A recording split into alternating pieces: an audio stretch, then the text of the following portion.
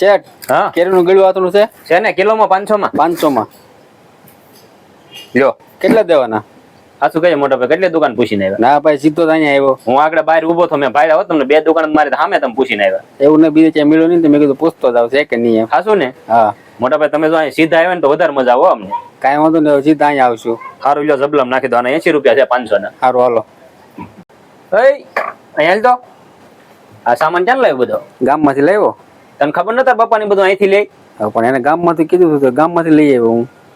પણ તને ખબર તો છે ને અહીંથી લઈ. હા પણ મને ગામનું કીધું એટલે મેં કીધું ગામમાંથી લઈ એટલે આવ્યો. હું તાર પપ્પાએ તને કીધું તું ગામમાં લઈ આવજે. હા કાંઈ વાંધો નહીં. તું એમ ન કહેતો કાકા મને હાથ પડ્યો છે. હા તો કાંઈ વાંધો નહીં. સારું તું જવા દે હું એને જો કે અહીંયા બાકી લેવા આવશે ને તાર બાકીમાં અહીં લેવું રોકડે બીજે લેવા જવું.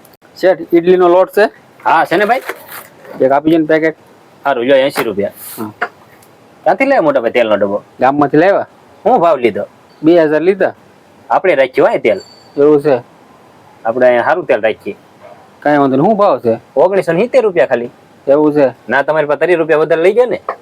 તો ભાઈ ખબર ન હોય તો શું કરવું કયો? કારણ કે અંદર આવું ને તો તમને ખબર પડે અમે અહીંયા કેવો હોલસેલ સારો ભાવ ભરીએ. હા તો કાંઈ વાંધો નહીં, બીજી વાર અહીંથી લઈ જાઉં. હા એમ બધી વસ્તુ તમારે પૂછીને આવવાનું પછી આપણી દુકાન લેવા આવવાનું. આપણો ભાવ બધો હોલસેલ ને ક્વોલિટી આપણી સારી હોય. ભાઈ કાંઈ વાંધો નહીં, ભૂલ પડી ગઈ તો હવે શું કરશું કયો? કાંઈ વાંધો નહીં હાલો 80 રૂપિયા આપો હાલો.